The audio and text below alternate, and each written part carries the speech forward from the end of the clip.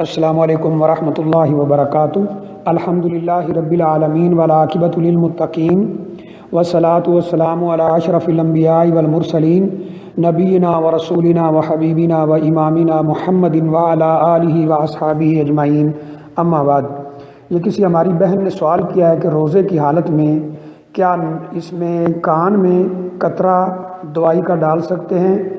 اسی طرح آنکھ میں قطرہ ڈال سکتے ہیں؟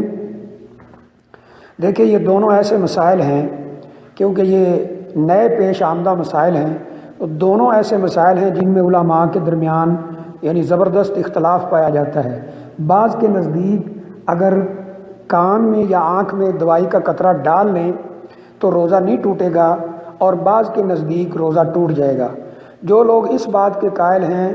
کہ آنکھ میں دوائی ڈالنے سے یا کان میں دوائی ڈالنے سے روزہ نہیں ٹوٹتا ہے، ان کی دلیل یہ ہے کہ آنکھ نہ ہی تو کھانے کا رستہ ہے نہ ہی پینے کا رستہ ہے کہ معدے کے اندر کوئی چیز جائے، اسی طرح کان نہ ہی کھانے کا رستہ ہے نہ ہی پینے کا رستہ ہے،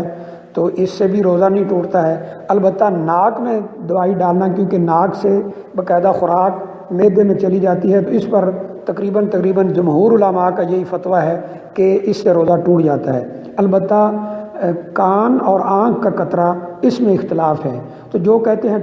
نہیں ٹوٹتا ہے، یعنی پہلا جو موقف ہے کہ نہیں ٹوٹتا، ان کی دلیل یہ ہے کہ یہ کان اور آنکھ دونوں ایسی چیزیں ہیں کہ جن میں پیٹ میں کوئی چیز نہیں جاتی ہے، اس لیے روزہ نہیں ٹوٹتا ہے۔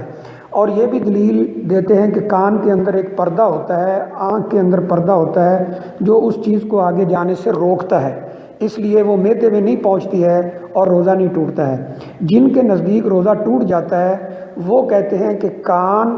ناک، آنکھ، ان کا تعلق گلے سے بنتا ہے، اور اس میں دوائی ڈالیں، ناک میں ڈالیں یا کان میں ڈالیں یا آنکھ میں ڈالیں تو یہ سیدھی حلق میں جاتی ہے، اور حلق سے اترتی ہوئی یہ نیچے چلی جاتی ہے اور روزہ ٹوٹ جاتا ہے۔ اس مسئلے میں جو راجح قول بعض علماء نے ذکر کیا ہے وہ یہ ہے کہ اگر دوائی اتنی کم ہو جو آنکھ کے اندر ہی خشک ہو جائے، مثلا کسی نے ایک قطرہ ڈالا ہے، آنکھ کے اندر خشک ہو گیا ہے، یا کان کے اندر ہی خشک ہو جائے، تو اس سے روزہ نہیں ٹوٹے گا، جیسا کہ ابن عثیمین رحمۃ اللہ علیہ، ابن باز رحمۃ اللہ علیہ اور کبار علماء نے یہ فتویٰ دیا ہے۔ اور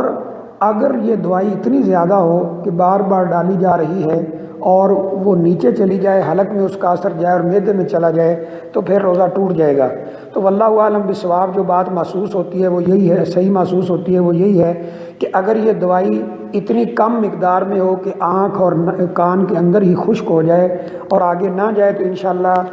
روزے پہ اثر نہیں ہے۔ پھر بھی بہتر اور افضل عمل یہ ہے کہ اگر اس تکلیف کو برداشت کیا جا سکتا ہو تو روزہ کھولنے تک اس کو مؤخر کر دیا جائے، اور اگر برداشت نہ کیا جا رہا ہو، اتنی تکلیف زیادہ ہو، تو پھر اتنی کم مقدار میں ڈال لی جائے جو آنکھ اور کان میں خشک ہو جائے، اور اس سے انشاءاللہ روزہ نہیں ٹوٹے گا۔ اگر یہ اتنی زیادہ مقدار میں ہو کہ زیادہ قطرے ڈالے جا رہے ہیں یا بار بار ڈالے جا رہے ہیں اور اس کا اثر گلے میں جا رہا ہے اور گلے سے ہوتا ہوا نیچے حلق میں جا رہا ہے، تو پھر اس سے روزہ ٹوٹ جائے گا، جیسا کہ دوسرے علماء کا موقف ہے۔ تو بہرحال یہ علماء کی بات کا خلاصہ میں نے عرض کر دیا ہے، واللہ اعلم بالصواب۔